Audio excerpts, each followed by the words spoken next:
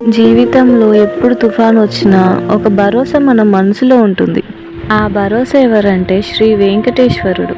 ఇవాళ నేను చెప్పబోయేది ఒక చిన్న అమ్మాయి జీవితంలో ఆ స్వామి చూపిన దైవ కృపగాథ. ఒక పేద కుటుంబంలో జన్మించిన లక్ష్మి అనే అమ్మాయి ప్రతిరోజు కష్టపడి జీవించేది. తల్లి అనారోగ్యంతో బాధపడుతుండేది. తన తల్లికి మంచి వైద్యం చేపించడానికి తన దగ్గర డబ్బులు కూడా లేవు. లక్ష్మికున్న స్తోమత అంతంత మాత్రానే. తన తల్లికి పౌష్టికాహారం కూడా పెట్టే స్థితిలో లేదు. ఒక రోజు కన్నీళ్లతో కలిసిన ప్రార్థన చేసింది. గోవిందా, ఎలాంటి పరిస్థితుల్లో కూడా నన్ను వదిలిపెట్టకు తండ్రి అని బోరున విలపించింది. మరుసటి రోజు ఒక అద్భుతం జరిగింది. ఒక అపరిచితుడు ఇంటి దగ్గరికి వచ్చి చెప్పాడు, మేము స్వామి కొరకు అన్నదానం చేస్తున్నాము, నువ్వు వచ్చి గుడిలో దీపం పెట్టమ్మా అని. లక్ష్మి దీపం వెలిగించింది. ఆ రోజే తన తల్లి ఆరోగ్యం మెరుగుపడింది. అప్పటి నుండి ప్రతి శనివారం స్వామివారి పాదాల దగ్గర దీపం వెలిగియడం ఆమె జీవితంలో భాగమైంది. క్రమంగా ఆమె జీవితంలో మార్పు వచ్చింది.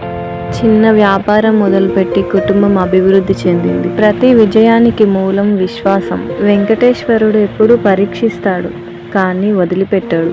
మనం ఎంత కష్టంలో ఉన్నా మన మనసు మాత్రం భగవంతుడి వైపు మళ్ళిస్తే చాలు, మార్గం తనంతట తానే మన వైపు వస్తుంది. ప్రతి దీపం వెలిగించినప్పుడు ఒక కాంతి మన మనసులో వెలుగుతుంది.